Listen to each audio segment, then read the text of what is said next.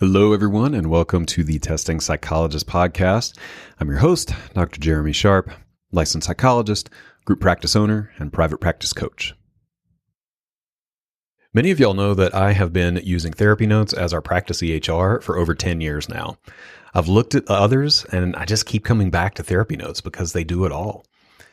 If you're interested in an EHR for your practice, you can get 2 free months of therapy notes by going to thetestingpsychologist.com/therapy notes and enter the code TESTING. This episode is brought to you in part by PAR. The Personality Assessment Inventory Bariatric compiles the results of the PAI into a useful report for bariatric surgery candidates. Available on PAR iConnect, PAR's online assessment platform. You can visit parinc.com/PAIBR. Hey folks, welcome back. We got a business episode for you today. This is a really cool episode because we're talking about marketing, and you might be thinking, oh yeah, we've heard about marketing. That happens a lot. But this is a little bit different. Most of our marketing, we're talking about digital, like Google Ads, or somewhat vaguely talking about in-person or warm marketing. But today, the conversation is very, very applied. That's why I called it real-life marketing. My guest, Saul Marquez, is a prominent figure in healthcare digital marketing. He serves as the founder and CEO of Outcomes Rocket, a global digital marketing agency that helps health technology companies that struggle to get customers or don't have enough customers to scale their business as quickly as they had planned to or would have liked to. And our conversation today, like I said, is very applied. So he brings about 20 years of experience in healthcare marketing to us. And not only is this a fresh framework for thinking about marketing, but it is super concrete. So you could put a lot of these things into place tomorrow. And we also include a little bonus discussion at the end of the episode where we break down the value of a clear marketing strategy. So you'll hear Saul in the episode throw out some numbers like, if you do this tomorrow, you'll make an extra $100,000 next year. Or even at one point, he said, you'll make an extra $300,000. And we include a little bonus discussion at the end where we break those numbers down, and I kind of challenge him to back those numbers up, and we work through it, and turns out the math works out. So listen all the way to the end to find out why. But I hope you enjoy this conversation with Saul Marquez on real life marketing.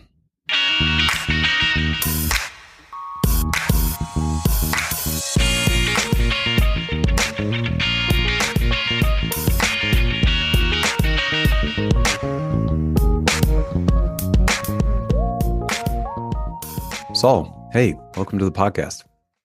Thank you so much, Jeremy. Great to be here. Yeah, I'm excited to talk with you. So we're talking about marketing today, lots of different aspects of marketing. I'm excited because I feel like there are so many different dimensions to marketing, and you bring a different perspective, I think, than we've had on the podcast before. So we'll dig into that here as we go along. But first, I will start with the question that I always start with, which is, why is this important to you? And how did you somehow end up in this arena to spend your time and energy and money and emotion, all that stuff? Yeah, no, I really, really appreciate the question, Jeremy. I remember making the call. I was in my office in San Diego. I had the phone in my hand, and I was nervous, and my heart was beating really fast, and my palms were all sweaty, and I had been working for 17 years as various different jobs in medical device. I had worked myself up to an executive level at Medtronic. They're a global medical device company. Actually, they have a location right by you in Boulder. Mm-hmm. They used to be Covidien. Yeah. Yep. Yeah. And I was calling my boss, and I was going to give him my 2 weeks notice. So at that point, I was taking my leap of faith into entrepreneurship, and my decision to do that was very much based on the very well-known statistics that 50% of all businesses fail within 5 years, and 97% fail within 10 years. And I remember being at home with my wife, and I, she knew how frustrated I was at the time. And like many of the listeners, I felt frustrated. And like many of you listening, I wanted to do things faster, Mm. and better. And like many of you, I felt like I didn't want my great ideas to be shelved. I wanted to do the great things that I wanted to do. So I shifted. I shifted from wanting to build a career in med device to our new mission, which is to help 5,000 healthcare technology companies and leaders and physicians fulfill their full impact potential in the markets that they serve and with the people that they serve. And that's what we're all about now. It was that wake up call for me that if people are dedicating their lives to improve health, they shouldn't be failing. And it was this mission that I was kind of just pulled to just take the leap. And so I'm doing it because I really care. I really care about health for my family. I care about society, and I feel like the work that we're doing now is making an impact. Mm. Yeah, I've heard from different folks in different industries, consultants and marketing folks, that it seems like there's something with medical professionals or mental health professionals, counselors, that we don't do well at running businesses. That seems like a theme from folks I've talked to kind of Oh, outside our really? industry. And it sounds like, I don't know, maybe you had a similar experience if you were like feeling this call to help healthcare folks be successful. Is that true, or am I making an assumption there? No, you know what? There's a mix, right? I mean, there's definitely a mix, but those statistics apply really like to our country, right? It doesn't necessarily mean it's physicians or doctors, PhDs, or folks in the helping professions. It's just everyone in the business statistics of our country. And being at a large medical device company when I was there, I saw these folks failing, man, and it was sad. I mean, Mhm. look, hey, you and I were chatting before the podcast, and we saw another example of that, right? We were talking about a company that was Mhm. doing neuropsych testing, digital, and I was really sad to see that. And like that stuff breaks my heart. Mm. To see companies like that are making a huge impact fail is like criminal to me. And I said we got to do something about this, and there's a lot that could be done. And that's what we're really focused on, is those physicians building companies, those people that care building companies. Maybe there's not always that sort of clear understanding of the mechanics, and that's what we exist to do. Is, hey, let's help these folks that are really great at math and science and helping people. Let's help them find the algorithm for success. I like that. I know that you've worked with, sounds like bigger companies for the most part, larger kind of platforms. We're going to talk about how to bring that down to maybe a small business level for most of us who are in maybe solo practice or small group practices. But I am curious, just from that big picture view and working with larger companies, larger healthcare entities, like what are some of the trends that you're seeing in terms of, marketing and client acquisition, and like what's working on a bigger scale? I think that's always interesting for us to know, even as smaller practitioners. Yeah, no, thanks for the question. And look, Jeremy, I will say, so my first 17 years in sort of my sales and marketing career, it was big companies. Now that we're at Outcomes Rocket, we definitely help companies that start, even like the bottom of is kind of like $1 million.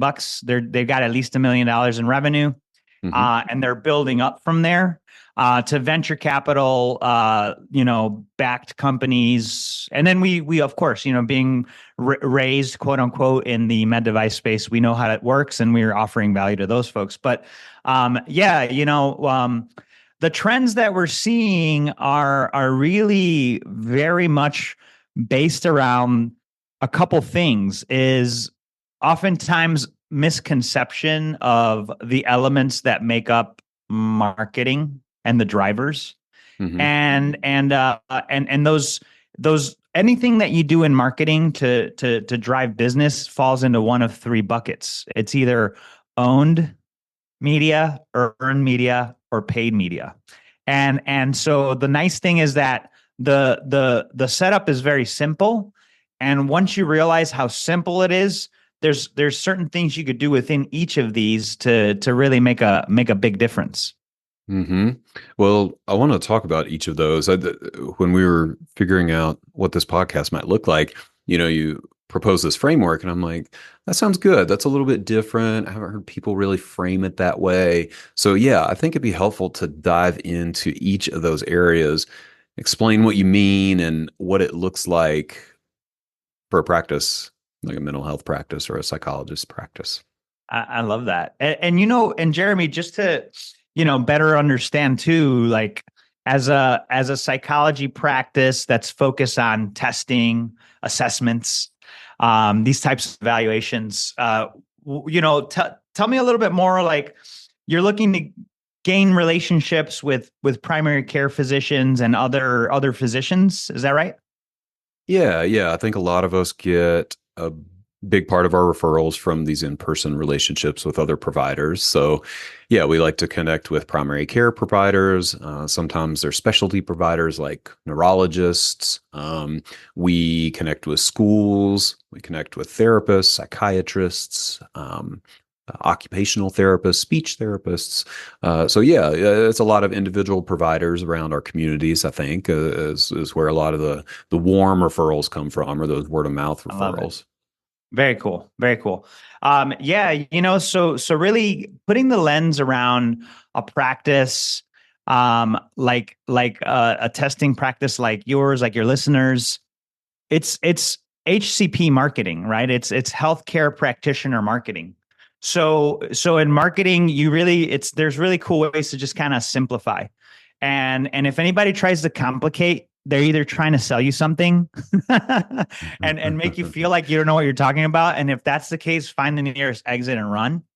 Okay. If somebody is like wanting to keep it simple, that's great, because more than likely they're shooting you straight and wanting to help you. And so if you're marketing to HCPs, healthcare practitioners, which is a segment of what you're doing in your marketing strategy, it's really neat because they congregate depending on who they are in certain areas, physically and digitally. So when you're considering your approach to the market, we talked about owned, earned, and paid, and Mhm. so let's start with defining them, and then as we define each of those, Jeremy, let's just pause as you wish and talk about very practical steps that our listeners could take advantage of this info. Sound good? Great. Yeah, Okay, let's do cool, it. cool. All right, so what is own media? Own media, and by the way, Jeremy, I'll share a one pager that Mhm. has all of this printed, so you guys could take notes if you're listening and this is interesting to you, or don't worry about it. Like Jeremy will link up the one pager. Um, Own media. So own media is all about the assets that you own in digital marketing, your website, landing pages, your social media channels, your email list. And I go here because you know what? Email list is yours, right? So when you collect emails, whether it be from people that you've already served or because you're putting content out there, those emails are yours and it's part of your own channel. So we could unpack that in a little bit, because I find that oftentimes it tends to be a commonly ignored asset that we Definitely. have that's low hanging fruit. Content and video marketing, and then there's stages, right? We talk about stages. You have a awesome stage here, Jeremy, with your podcast. Mm. And there's different things like that. So that's own media. Any questions around there before That getting makes started? sense. That makes sense. I will ask you about email, I think, as we go Yeah, along, and the value of email. So you tell me, is now a good time to jump in and now's a ask good time. questions? Yeah, man. If that's where your head's going, like the listeners are probably thinking the same thing, right? Okay. Yeah. Yeah, Great. let's do So it. My question is, I saw a post on social media the other day that said something like email marketing is dead. And so I'm just curious how you're approaching email marketing these days because it is hard for us. I don't think it's natural for practitioners to build an email list like it is for other industries. So folks are kind of wondering, like, should I be doing that? And is it worthwhile? So I'm curious from your perspective if it feels Sure. like a valuable pursuit. Yeah. So the short answer, it is a very valuable pursuit. And I will tell you, there's like everything else in marketing, there's different layers. Mm, There's and let's just use email. Email could be cold email, warm email, and really like personal relationship email. That's the email we all do every day, right? It's people that you know and you're emailing and you have transactional or relationships with. To answer the question, email marketing's dead. It's not. okay. And it really isn't. And now what has happened is email has gotten very busy Hmm. and so we get spammed and get turned off by these things. However, if it's relevant, there's something there. And here's the other thing is whenever somebody says something like email is dead, they're thinking very one-dimensionally because what we have also is other marketing channels. You have social media, you have texting, you have phone calls. You have so many different channels of communication that you have to understand email is one channel out of many. Hmm. So cold email, I'm not as big of a fan of cold email, because the likelihood that they'll even open your email is very low. Hmm. However, if you have a relationship with people and they've already worked with you, that's a list. And many people don't realize that. So then, like, I think that's a really great place to start. So if you're going to take something out of this, I hope that you take away one thing out of each section and that you use one thing. So I feel like this is a pretty nice softball Hmm. that all of us, everybody listening, can and should be doing it. And that's this: the people that you already serve. Like I don't know, how many would you say? How many like physicians and communities and schools would you say is in a typical database of people like that somebody in your position would serve? Oh, that's a great question. So we're in a town of about 200,000. Hmm. Um, I know that there are, oh my gosh, I mean, 20 to 25 schools between elementary, middle school, and high school here in our town. Um, And have you Physicians, I worked mean, with all of those? Have you worked with all 20? I'm not going to say I've been in every single building, but at least Somebody 17, 18. I mean, huge, right? Okay, yeah. so 17 there. Let's just kind of go one by one. This is a great exercise. So Yeah, 17 there. yeah. And now Yeah, what this is about the interesting. physicians?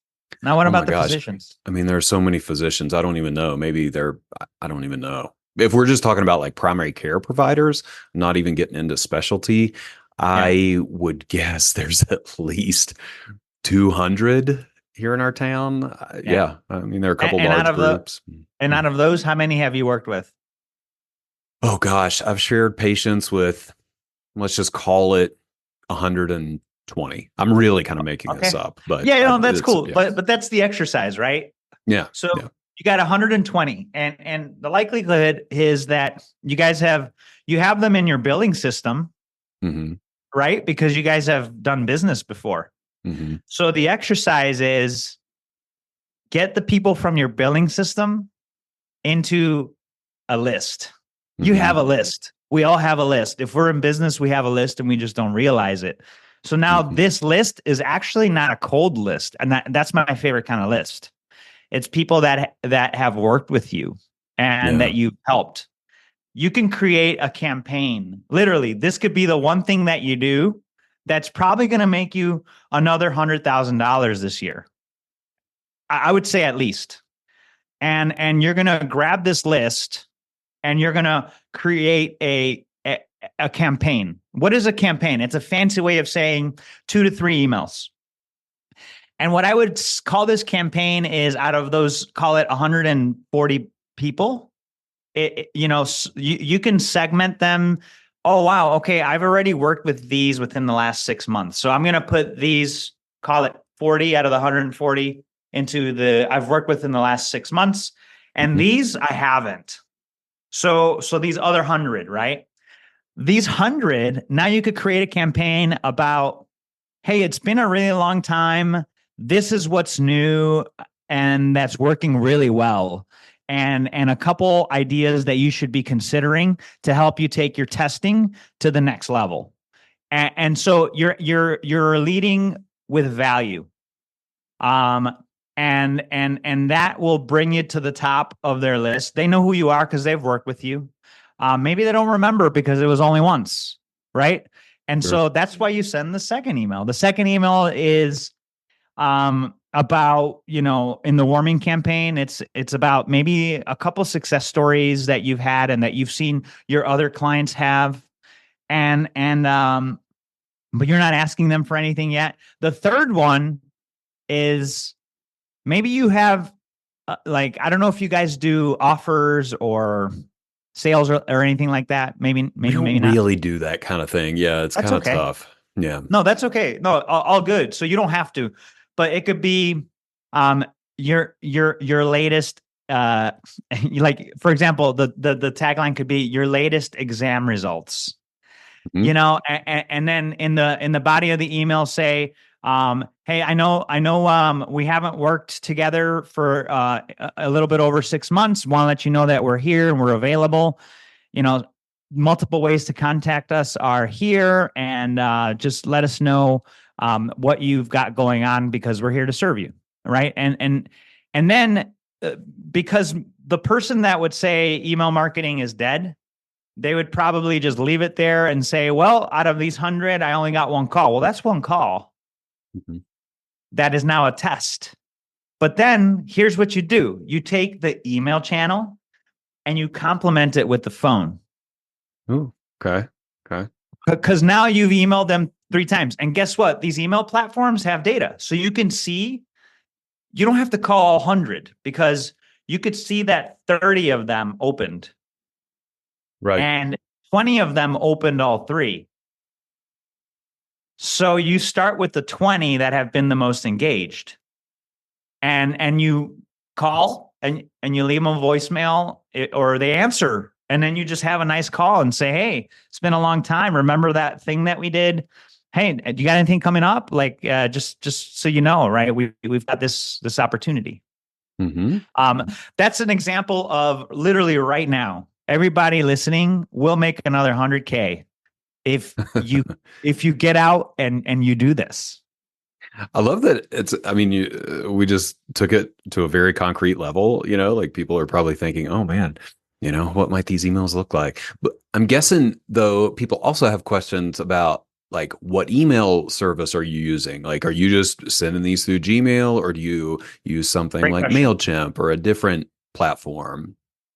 Yeah, great question.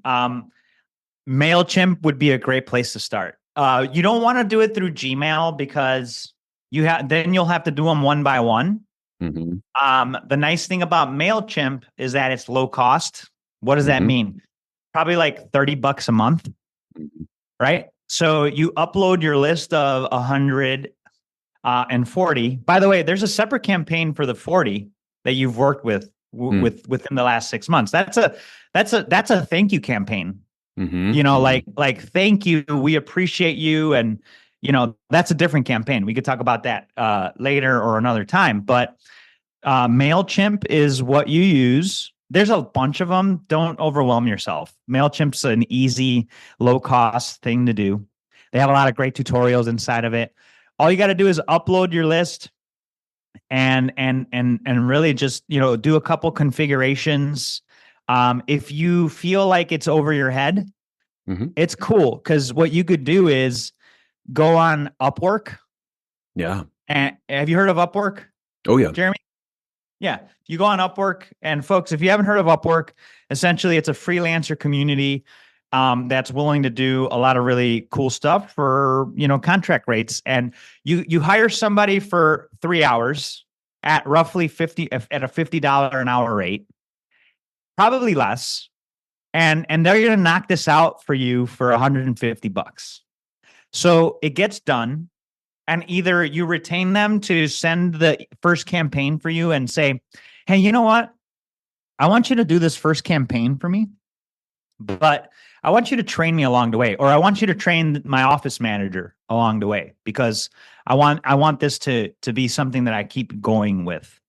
And that's how you do it. Like you just got to get it done, right? And so MailChimp and Upwork are the two things that you'll use to make this come to life. And when you get those first calls, I want you guys to email Jeremy and say, wow, Jeremy, this was great, man. Like I literally just got a new opportunity because of your show. I want to hear that success story. I love that. I love that. Well, yeah, and I think people do struggle with what to say in these campaigns and how to reach out. And so I like that you provided some examples for that as well. It does not have to be super complicated. Agreed. And by the way, I'll add one more thing to what you shared that you struggle what to say. It's Chat GPT. So great. Like Chat GPT is game changer. So if you guys have writer's block, you literally open up Chat GPT. You're not putting in any patient information, right? Like, so this is totally like just content, and you're plugging in, create a warming camp. Like you could literally get this specific, right? As if I am an email marketer that is also a testing professional. This campaign will go out to people that I have not worked with in over 6 months. It is a warming campaign, and make a series of 3 emails that I could send out, giving them updates. And then you could insert your own updates. These are the updates or not, and then hit enter. And now you have templates that you could edit. So you copy and paste those templates into a Google document or a Word document, and you're about 50% done. It's true. It's true. It's so easy. I love that you're talking about Chat GPT. I mean, that's a perfect task. It really is a perfect task. Yeah. So this is great. Okay. So we did a little detour to talk specifically about emails within that owned framework. What's the next one? Earned? Earned. About earned? Yeah. Let's talk about earned. So earned is exactly as it sounds, right? Earned media is about earning an opportunity. So whether it be an article, like, a news agency writes about you, a news media agency writes about you, or you get invited to a podcast, like, Jeremy, thank you for inviting me to your podcast. Like I'm honored to be here. I have, I've earned the opportunity to be on Jeremy's podcast, and I don't take that lightly, because I know he serves all of you all, and you guys are working your butts off to help the community and to build your careers. So this is an earned stage, So Jeremy's owned a stage. He owns this podcast digital stage, and I've earned an opportunity to be with him. That's earned. So if you get on other people's stages, those are earned opportunities.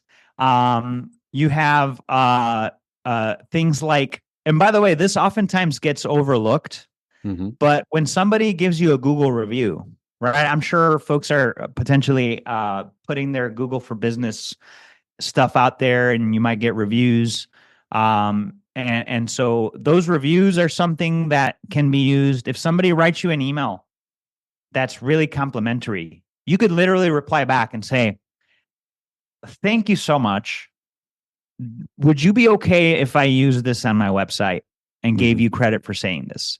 So you could literally take everyday stuff that's earned, that you didn't, like, people are giving you their feedback. Third parties. The big thing with earned is third party perspectives and voices around what you do.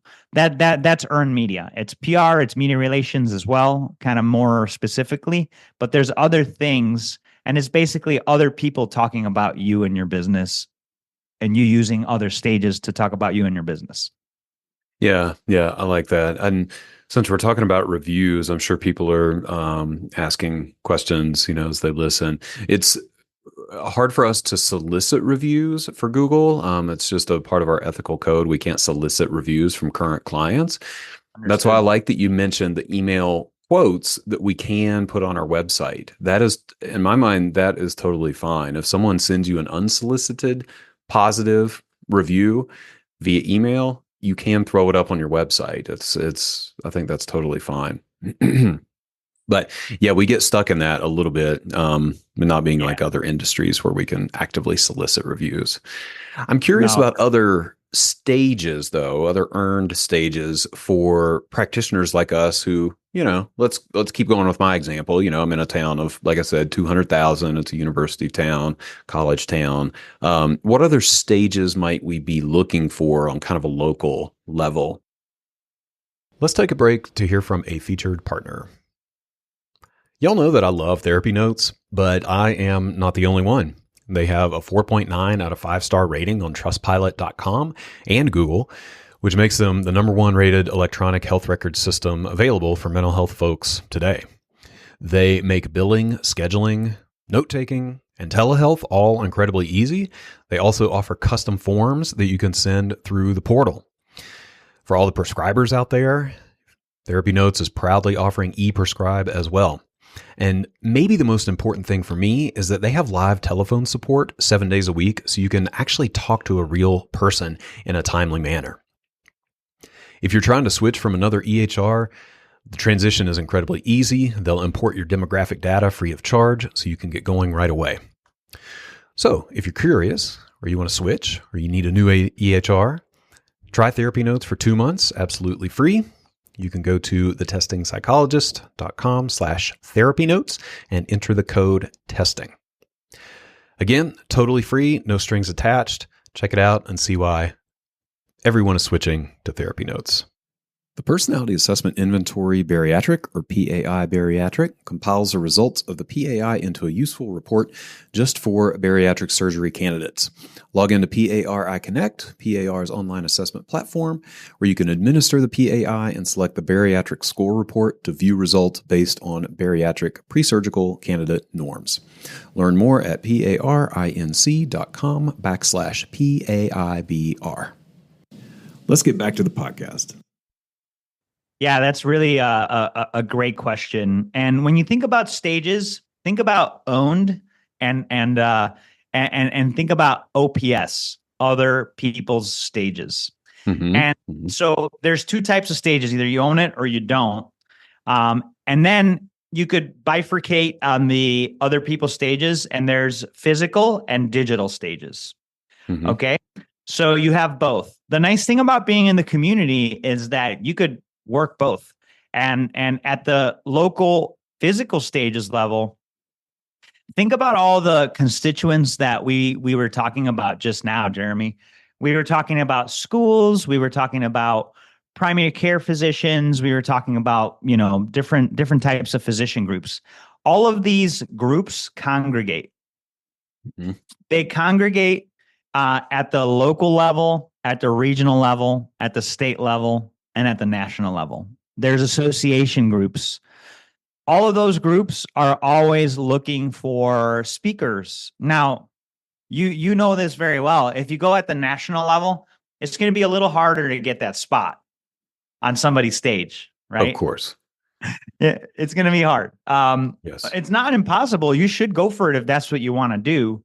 But what I'm saying is, the further down you get in the local scheme of things, it becomes easier. So if you go reach out to a local chapter of the Association of Primary Care Physicians, there's probably, 50 or 100 that are going to be there either virtually or physically.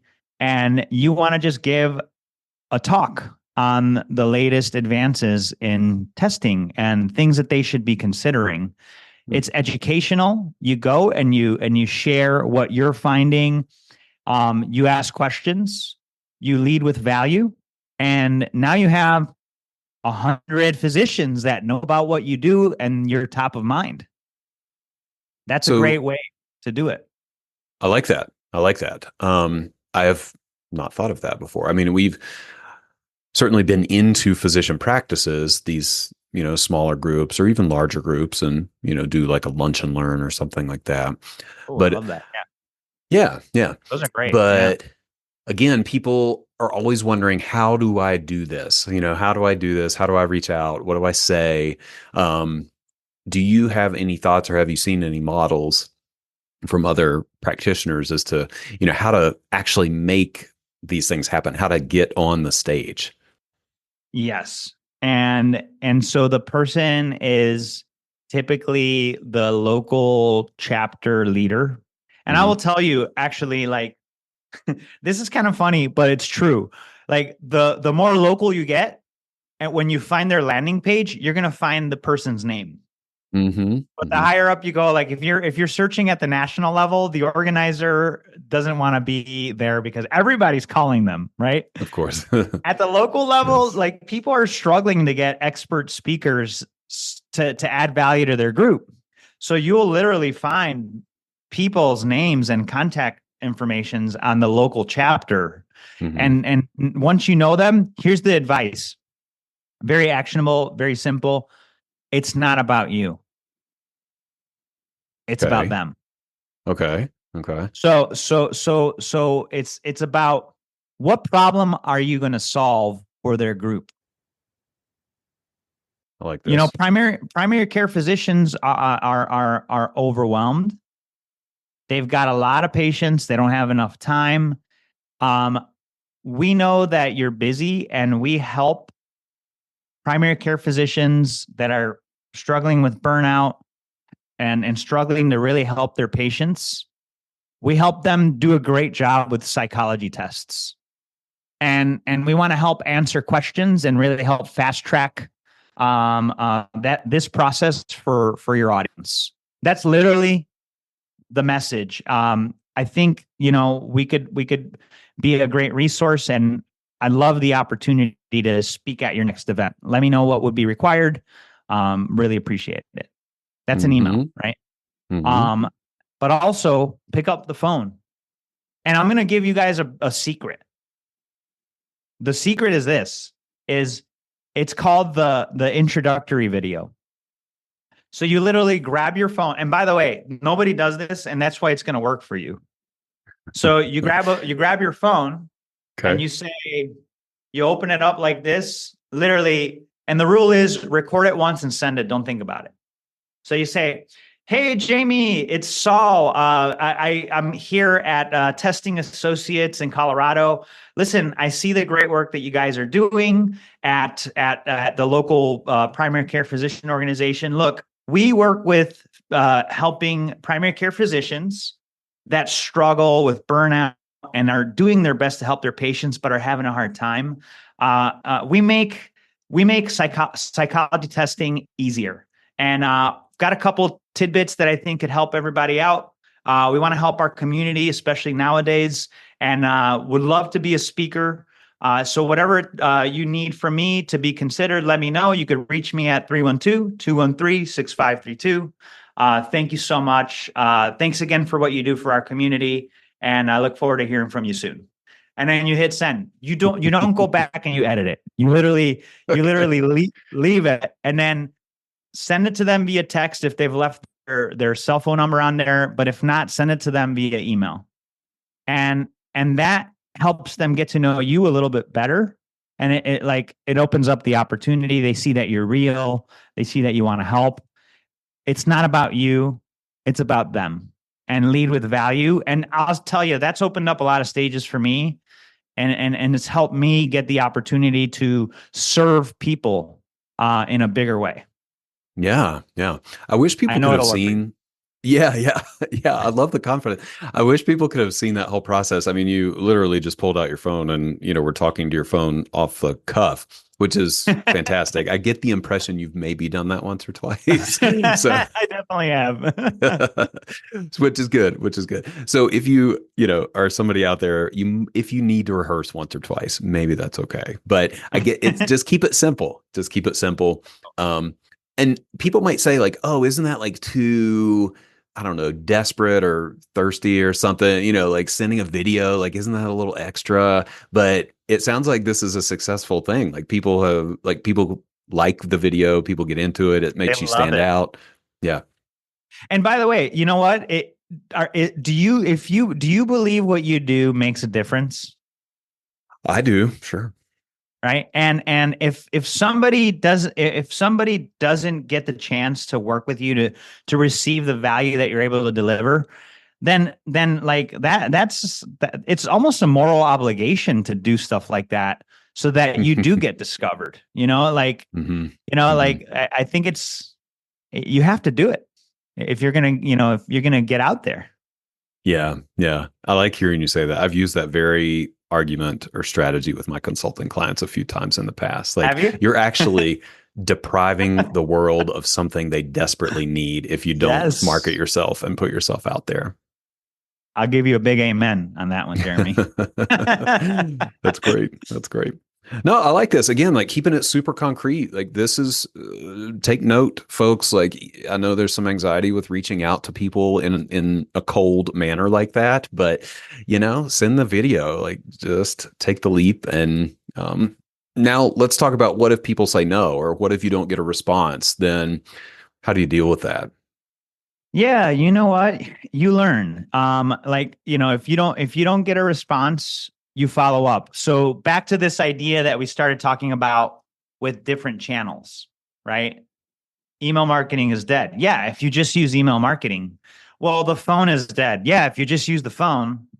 Well, if somebody doesn't respond, it's usually because either they were busy and they didn't get a chance they wanted to, or maybe a lot of times what I find is that it's not the right channel.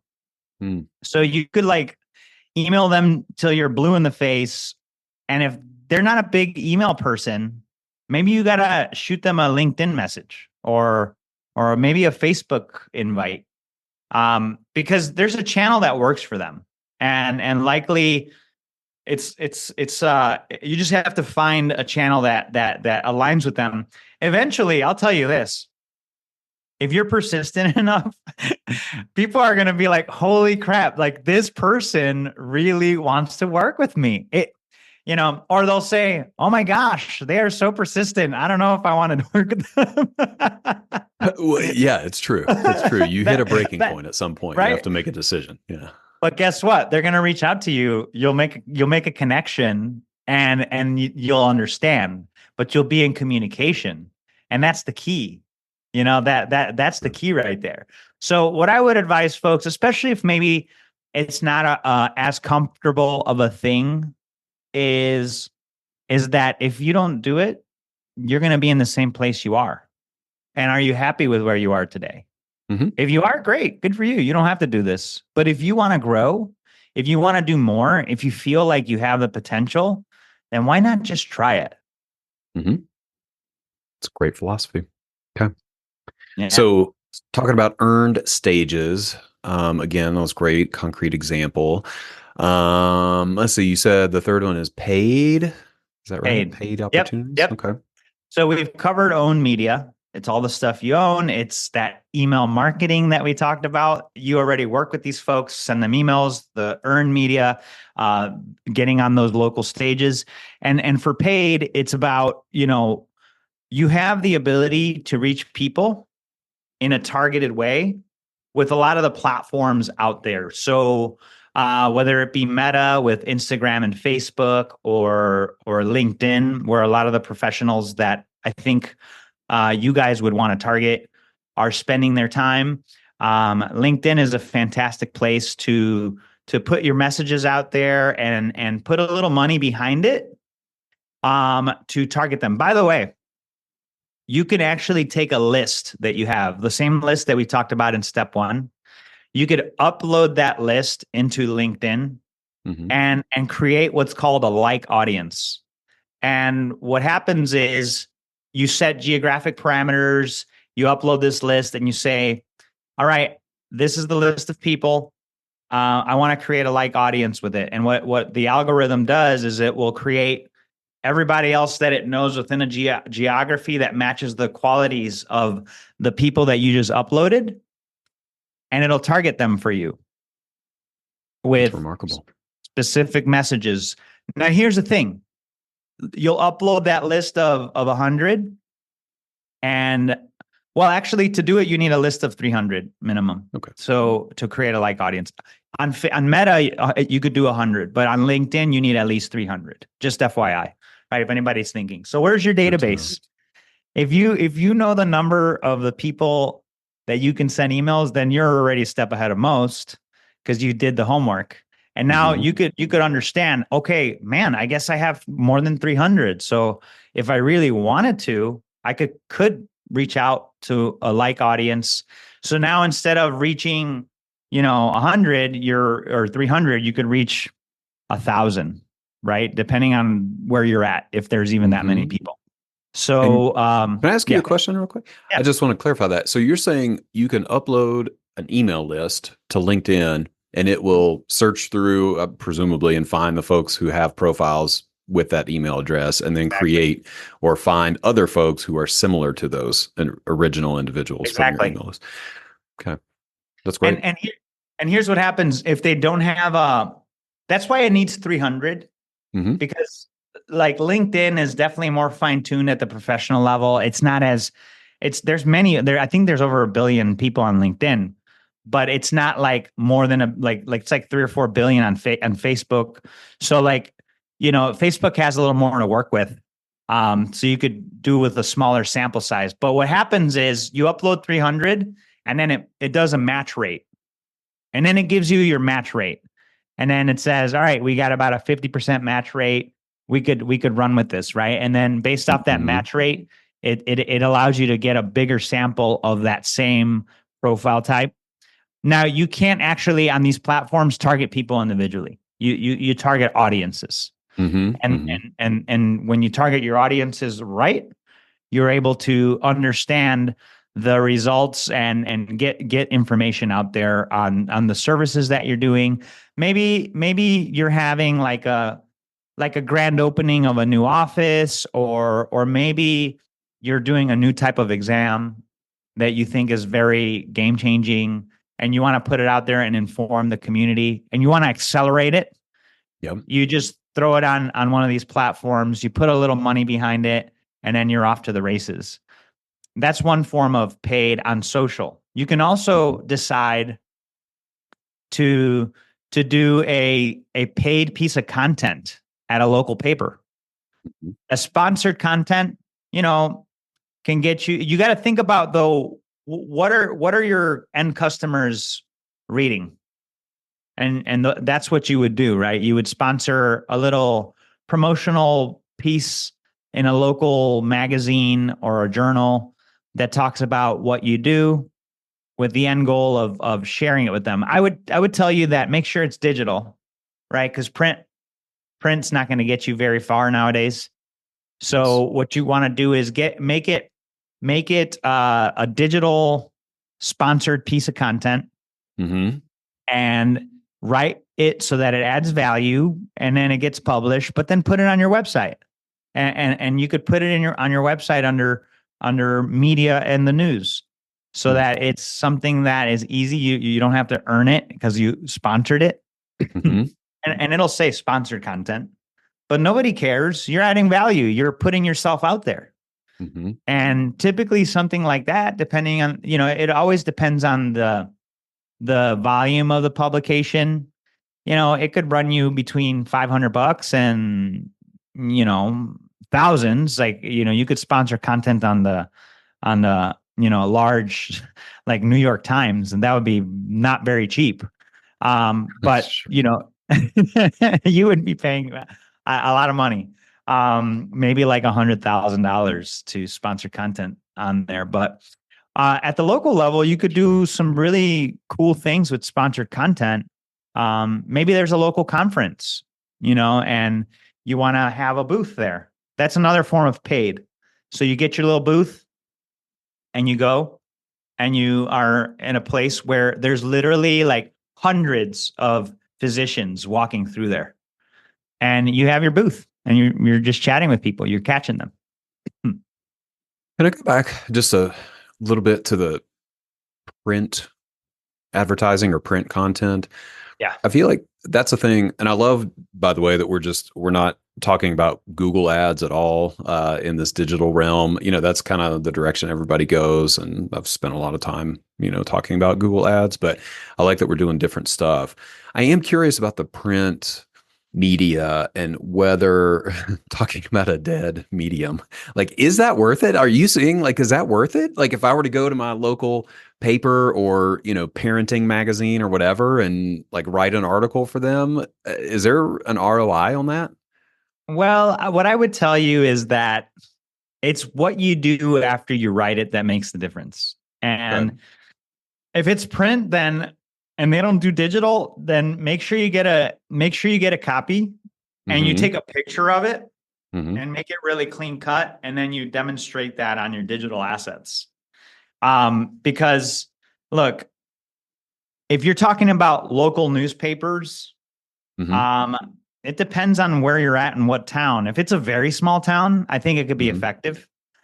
Okay. But always make sure you digitize it if they don't have a digital version, because once you digitize it, you could do so much more. You could put it on your website. You could do paid campaigns with that particular thing that you did, that sponsor content. You could put it at the bottom of your email signature, like, hey, check out our latest article in the local Tribune. There's so much you could do with that. Just make sure it's digital. Um, there's also the avenue of print, targeted print. And that's Okay. like, making flyers and printouts and sending them to the offices of these physicians. That could be really strong. That could be really effective because not a lot of people are doing that. And you could differentiate yourself. It's another channel, right? Like, it's another channel, Mm-hmm. print media, but that's Mm-hmm. targeted print media. You're literally getting a clearly defined list of physicians and you're sending them a pamphlet. Yeah. Yeah. So is the point, just to clarify, like, would you say the point with print media and this kind of thing is to actually generate leads and business into the practice, or is it building sort of a profile or recognition in the community, kind of name or brand recognition, or both? Yeah, how do you view Yeah. this? So like, just, when you think print, just think digital, because it's got to be digital, right? And Yeah. when you get a digital article, the value is backlink. So you give them your website, make sure Mm-hmm. you get indexed. So it's got SEO value, Mm-hmm. which helps with your search result. Where you land in the search results when people are looking for solutions that you offer. So that's number one. Number two is, um, this type of coverage is top of funnel. And what that means is it's an awareness play, right? Mm-hmm. You got the top of the funnel and you got the bottom of the funnel. At the top, they're getting to know you. Then they know you, and then they're considering buying from you. So it's awareness, consideration, Yep. decision. Yeah. And but I'll tell you what, though, if you got content in the earn space, it can help reduce the time that somebody takes to decide, because they go from, okay, I'm Mm-hmm. thinking about this person, to, oh, well, I saw this and this about them, so I could trust them, right? So it really Mm-hmm. does reduce the sales cycle.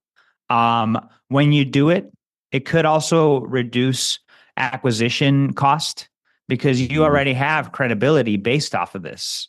And so it really does help you accelerate, creating trust. So while it's Mm-hmm. top of funnel, and awareness, it won't help generate leads right away, but it will help create the trust, because you're going to communicate that through different channels and make it available for people so that when they consider working with you, they see these things. Mm-hmm. Mm-hmm. That makes sense. Yeah. Makes sense. Yeah, this is great. It's really got my wheels turning. I think Love it. it's really cool that we have talked about specific examples in each of these realms, and again, not spending a lot of time on Google Ads, which is sort of the top of mind, the easy Yeah. easy option.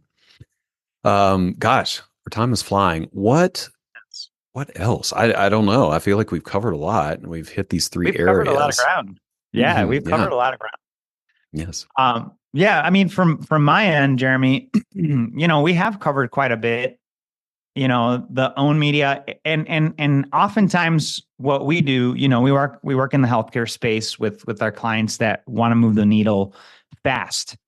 And actually, one thing that I wanted to mention to you is our assessment. So Mm, it's a tool. It's actually really great. It's called the Digital Marketing Assessment, Digital Marketing Maturity Model Assessment.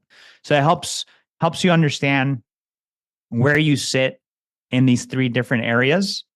It takes like 7 minutes. You answer a couple questions, and in the end, it gives you very clearly defined. Here's where you're at. You level one is the lowest. Level five is like the top. And hmm so if you come in at a level three or a level four, it gives you the next steps. Like literally, we gave you a couple examples hmm on this podcast today. The assessment will give you specifics that you can do. So you could use what you learned on today's show, but hmm also take the assessment and get very specific next steps that you can take hmm to take your practice to the next level. I'd recommend that. Folks could find that at outcomesrocket.com/assessment. That is definitely a tool that I would recommend to anybody. And it's Nice. free. Yeah. Yeah. Well, people love free stuff. I I love am. free. I love free. Yeah, I'm gonna put it in the show notes for sure. Yeah, Amazing. and if people, I mean, you gave your website there, just in the URL for the assessment, but we didn't really even talk about the agency and Outcomes Rocket. Can you just tell people a little bit about it, what you do, what you get Sure. into, and if people want to reach out, how they can get in touch with you? Yeah, no, for sure, Jeremy. Look, at Outcomes Rocket, we help healthcare leaders that are wanting to get additional customers, help them get there faster through the three pillars that we just talked about. So we didn't talk about Outcomes Rocket, but we talked a lot about the areas that we worked in. So I feel like, you guys have gotten to know kind of a little piece of each of the pillars. If you want to dive deeper with us, we're open to it. We're healthcare only. So we get the space very well. We Mm-hmm. love this space. As I mentioned, there's so many businesses like yours, you're listening today, that fail at those rates that we shared. 5 years, 50%, and at 10 years, 97%. And that shouldn't be the case. I believe that if you're making a difference in the world, you got to find ways to get those advantages, and the advantage that sits within that the three-part column is it's an algorithm. Once you know it, you could play the game and make sure you're adding value, consistency, and that you're taking care of your family, and that you're building a business that you're proud of. So yeah, if anybody's curious, check out the assessment. I think that's the best thing to do. Outcomesrocket.com/assessment. And now's the time. You're going to have an opportunity to grow, and you may feel like, hey, you know what, things are going really well right now. And that's okay, because things change. And if you prepare for change, you'll be better off. Or maybe you might be in a place where you're like, I need this. Like, I need Yeah, this now. Well, sure. I'm glad we're reaching you through Jeremy's show, because now's the time. And so I'm hopeful that you're able to benefit from our time today. I feel like we've given you maybe about $300,000 worth of additional, like, things you could, like, you literally, if you do what we said today, you'll make 300 grand extra next year. I believe it. Like, I'm not even, I'm not even kidding. You guys will. So we believe in you. We hope that you take the next steps for your success, for the success of your communities. And I appreciate the opportunity to be here with you, Jeremy. Yeah, yeah. I appreciate you being here. This was really cool. Getting into some concrete recommendations. I feel like it's easy to do theoretical stuff and, talk kind of philosophically, but we put some boots on the ground and Actually got into some details, and I think people appreciate that. I love the off the cuff confidence about how much money people are going to make. I have no idea how you're coming up with those numbers, but they sound great. So, everybody take some of this advice and check out the assessment and grow your practices. Thanks a lot, Saul. It's a pleasure, Jeremy. Thanks for having me. Thanks, everyone. All right, folks, thanks for listening to that conversation. Like I said, stay tuned. We are going to follow up with a more in-depth discussion of the numbers that Saul mentioned during the podcast. Let's get to it.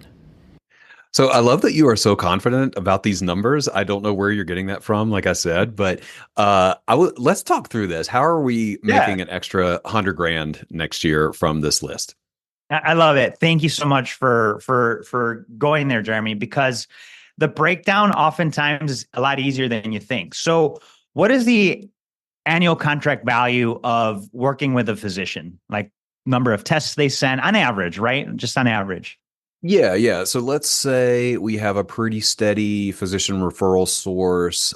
They send us a little less than 2 people a month. Maybe we get 20 referrals a year from one particular physician. And the average, people's rates are all over the place, but let's just call it, we'll even lowball it for the sake of this discussion to be conservative and say it's $2,000 per referral. So What's that? A $40,000 a year? $40K. Yeah. For a group, right? So you've got $40,000 for a referring physician group. And by the way, they exist in your warm list, right? Mm-hmm. So they're in your billing system. So you grab that list and you email them, and through interactions with them, let's just say you increase them by another 10, right? 10 per year. Well, that's not even one extra a month. Mm-hmm. Like if you're interacting and you're building relationships, that's another what, $20,000 there? Sure. Right? Okay, so that's 20K. And then now you go and you do some, you do your community stage and you go talk to a group of 30 physicians. And now that group of 30 physicians, you actually get another practice. Like you get another group that does 20 with you. That's another 40K. As you can see that, now you're at 60. Mm-hmm. And if you're consistent with this, if you spend a year doing this, you're going to make more than $100,000 extra that year. So it's very doable if you're able to stay with it over the course of time. And it's just a matter of, do you want to do it? Right. That's a great point. Yeah. Do you want to do it? Are you willing to do this? So, okay, that seemed easy. That makes it really easy to see how we could reach $100,000. Let me see if I can do the $300,000. So you also mentioned, if we do a bunch of things, we can make $300,000. Okay. So if the, lifetime value of a client is $2,000, we're trying to hit $300,000. That means we basically need 150 referrals over the course of a year, right? Yeah. 150 clients. So that's a little over 10 per month. Right? That's about 12, maybe 13. We'll call it 13 referrals per month to get 150 over the course of the year. Okay. That feels very doable. 13 referrals a month. Now, I don't know if one person could do all those evals over the course of a month. Maybe you need to hire someone to help out, but 13 referrals over, the course of a month at $2,000 a pop is that feels very doable. So I just want to, it's good to talk through this. I'm sure people heard when you were like, you can make $300 extra a year. And people were like, whatever, that's crazy. But it's 13 referrals. It's 13 evals. That feels very doable. And if you approach every aspect of this model that we shared, the owned, the earned, and the paid, you could take an element of each. And like, for example, Jeremy, I'll give you an example. You could have a podcast series that interviews local physicians on top things that people need to be considering for their health in the community. Mm-hmm. So now you're interviewing primary care physicians that are in your community, And guess what? You're giving them a stage. Well, all those interviews that you do with them are actually opportunities to grow your practice. Mm-hmm. That alone will get you to $300,000 extra in a year. Like, I promise you that alone, if you're interviewing, call it, I would say, I mean, let's just be conservative here. Let's just say you're going to do one a week. And just one of those 4, some months have 5. So one of those 4 or 5 starts working with you. Like, in that 1 year, annualized, I bet you'll get close. I think it's possible. Then this stuff is cumulative. So like after you work this for a whole year, and I've done 1,700 podcasts on my channel. That's incredible. Dude, I built a whole business on it. Like, we have a very successful marketing agency. So I'm telling you personally, like, that's been one of our biggest opportunities is our podcast. And we lead with value with it because we're giving people an opportunity to be on. And by the way, folks, Jeremy is going to be on our podcast. So I'm excited to have him on the Outcomes Rocket. So certainly we'll make sure that you get to listen to that because he's adding massive value here on this channel. And we want to make sure he gets rewarded for it. But yeah, like that alone locally, like anybody that listened to that one thing will get you to 300 grand extra this year. It's just capacity from that point, right? Right. Yes. And that's another conversation, but that's another problem to solve. We'll figure that out. I like those problems though. I like capacity problems versus trying to get new business problems. Yes, exactly. Well, this has been great. Thanks for talking through the numbers, making it a little more real, I think a little more doable for folks, and just breaking it down into more simple terms. Oh, my pleasure, Jeremy. Great question. All right, y'all. Thank you so much for tuning into this episode. Always grateful to have you here. I hope that you take away some information that you can implement in your practice and in your life. Any resources that we mentioned during the episode will be listed in the show notes, so make sure to check those out.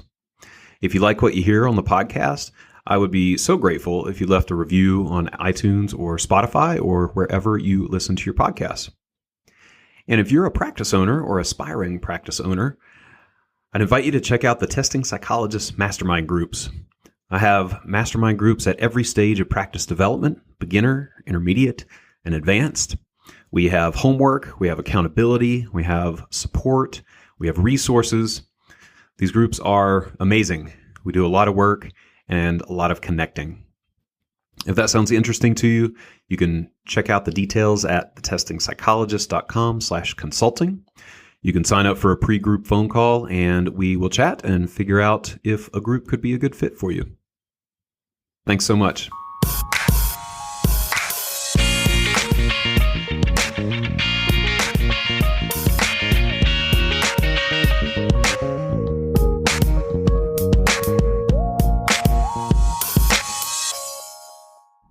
The information contained in this podcast and on the Testing Psychologist website are intended for informational and educational purposes only.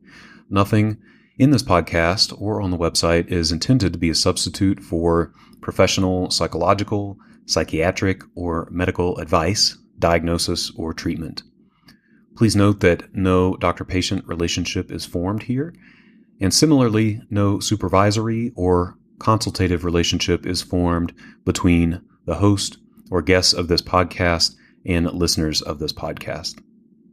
If you need the qualified advice of any mental health practitioner or medical provider, please seek one in your area. Similarly, if you need supervision on clinical matters, please find a supervisor with an expertise that fits your needs.